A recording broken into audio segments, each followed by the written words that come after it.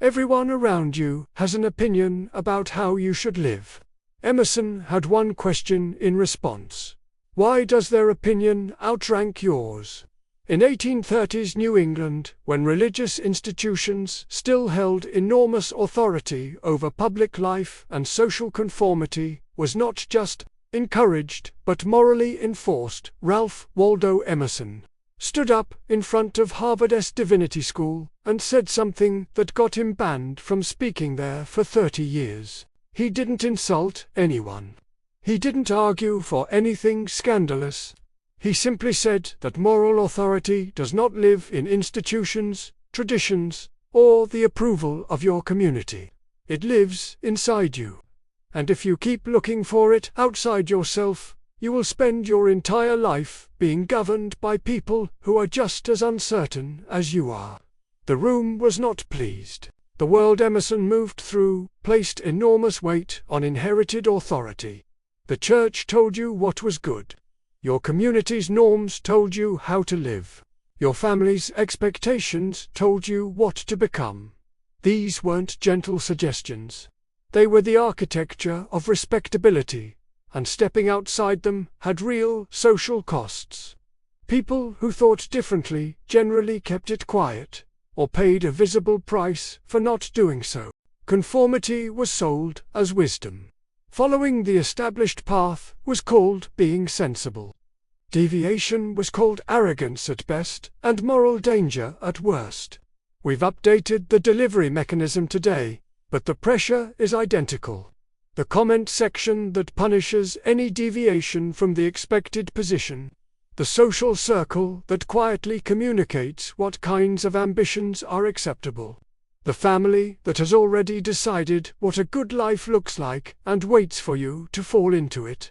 Sound familiar? So what did Emerson actually see that made him willing to stake his entire career on pushing back against all of it? He had been a minister, a successful one, on a clear and comfortable path. And somewhere in his late 20s, after his first wife died young and he spent a year in Europe, reading and thinking and not performing anything for anyone, he arrived at a conclusion that made his previous life feel like a costume. He realized that everything he had said from the pulpit that he genuinely believed had come from his own observation and thinking.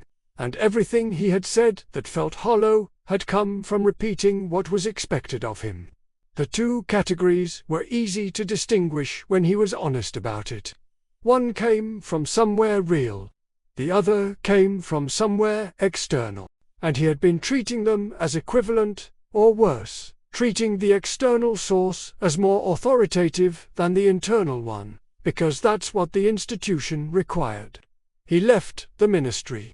Not dramatically, quietly, and with full awareness of what it would cost him socially. What followed was a body of work built almost entirely around one idea that he returned to from different angles for the rest of his life. He called it self-reliance, but the phrase has been so flattened by overuse that it no longer carries what he meant. He wasn't talking about independence or individualism in the rugged popular sense.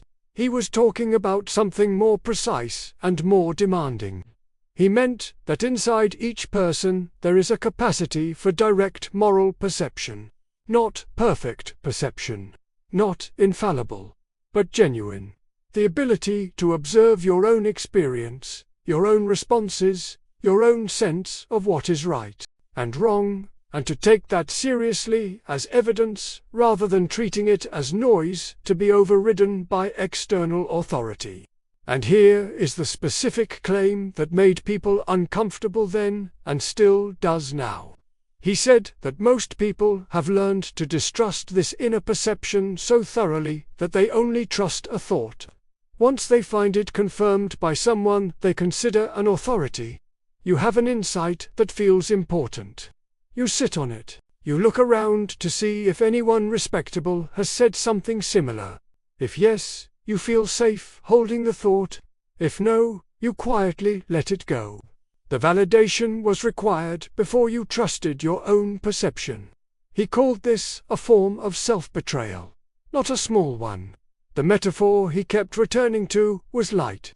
He said that genius, by which he meant anyone operating from genuine inner conviction rather than borrowed opinion, shines its own light. But most people, trained by years of deference to external authority, have covered their own light so thoroughly that they can no longer see it from the inside.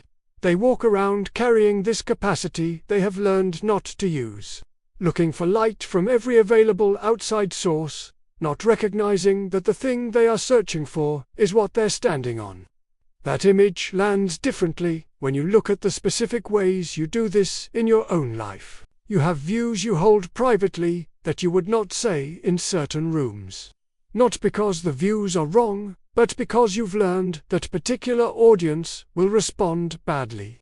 And the response feels like a verdict on the view itself, rather than just a social reaction. So the view goes back into the drawer. You make decisions based partly on what the decision will look like to people whose judgment you've elevated above your own without entirely meaning to. Not the whole decision. But there's a voice in the process that is not yours, and it carries more weight than it should. You feel something clearly, a sense that a direction is wrong or right, or that someone is not being honest with you, and then you spend considerable energy talking yourself out of that perception because it would be inconvenient, or because the people around you don't share it, or because you've been told before that your instincts in this area are unreliable. Emerson would not tell you that your instincts are always right. He was not that naive. He would say that the habit of systematically overriding your own perception in favor of external authority is not humility. It is the slow erasure of the only instrument you actually have access to. The practical shift he kept pointing toward is quieter than people expect. It's not about becoming contrarian or rejecting all external input. He read voraciously and took other people's ideas seriously his whole life. The shift is about the sequence.